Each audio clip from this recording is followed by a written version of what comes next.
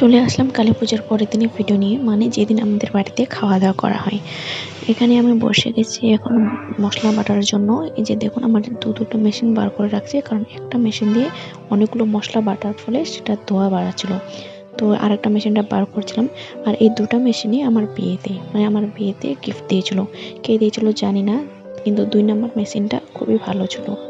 তো এখানে আমার একটা দিদি হবে, তো দিদিটি এখানে রান্না করতেছে আর আমি সব জোগাড় করে দিচ্ছি। বেশি লোককে আমরা বলিনি, এর আগের ভিডিওতে আমি বলেছিলাম। তো মোটামুটি 20 থেকে 30 জনের মতন খাবার এখানে রান্না করা হচ্ছে। আর এখানে দেখুন বাঁধাকপি আলু কাটা হয়েছে, এখানে একটা লাবড়া রান্না করা হবে, লাবড়া মুগ ডাল আর হচ্ছে ঠাকুরের প্রসাদ। আমরা মোটামুটি প্রায় গ্রামে এরকমই আমরা সিম্পল খাওয়া দাওয়া রাখি যে কোনো অনুষ্ঠানে। সেরকম আমাদের স্পেশাল অনেকগুলো আইটেম আমরা করি না, সিম্পলভাবে ঘরোয়া পদ্ধতিতে রান্না করা হয়। আর যেখানে মানুষ তৃপ্তি করে মানে খেতে পারে, খেয়ে বলে যে না ভালো খেলাম।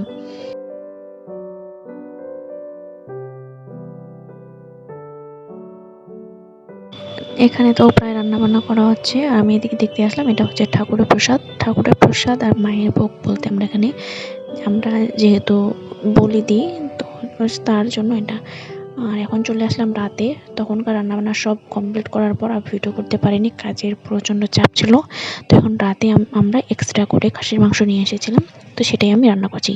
এখানে দেখুন ঠাকুরের প্রসাদ, লাবড়া, এখানে মুগ ডাল, এখানে রয়েছে ভাত, আর এখানে রয়েছে আরেকটা রকমের ঠাকুরের প্রসাদ। তো মোটামুটি আমাদের প্রায় রান্না করা শেষ, এখন মানুষজন আসবে আর আমাদেরকে খেতে দেবো।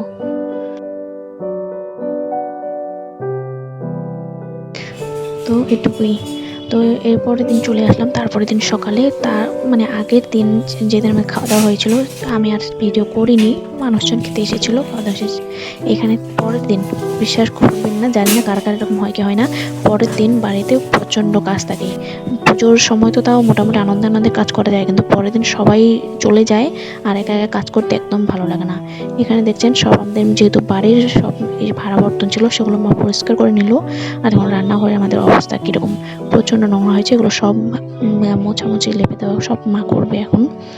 তো তারপরে হঠাৎ করে দেখে আমাদের বাড়িতে চলে এসলো পুচকু কয়েকটা বাচ্চা।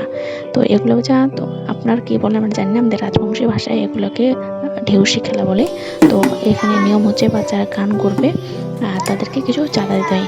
তাদের সাথে সাথে মা কথা বলছিল, আবার একটু ইয়ার্কিও করছিল যে ভালো গান গাও। আমি আরও বলছিলাম যে না, একটা গানে হবে না, অন্তত 2-3টা গান করে শোনো। তাহলে তো ঢেউসি খেলায় আলাদা গান হতো, এখন তো হিন্দি গান নিয়ে এরকম ছিল। আমার মা আবার খুব দয়াবতী, মানে আমার মা কোনোদিন কারো কষ্ট, কোনোদিন কারো কোনো খারাপ জিনিস বা দুঃখের দিন কষ্ট এগুলো দেখতে পায় না।